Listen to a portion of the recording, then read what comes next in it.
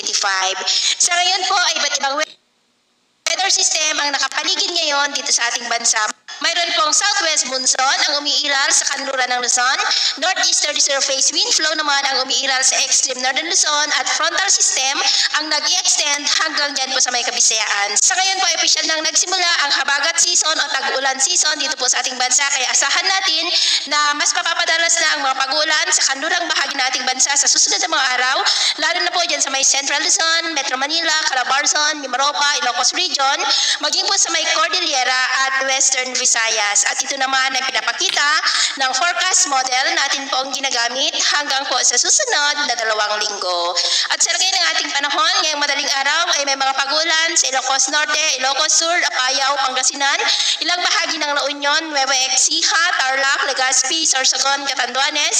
Masbate, San Jose sa may Mindoro, Calapan, Palawan, Capiz, Negros Occidental, Cebu, Bohol, Leyte, Samar Provinces, Dinagat Island, Cotabato City, Sultan Kudarat at Davao. At mamaya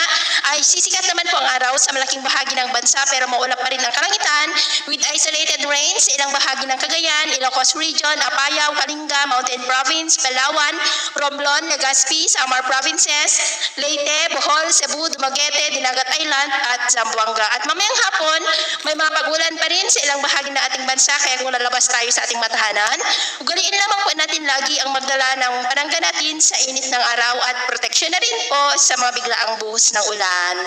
At sa atin naman po mga baybayin, wala naman po tayong nakataas na mga gale warning signals pero may pag-ingat lamang po kung papalaot tayo para po mas makaiwas sa mga sakunang pangkaragatan. So,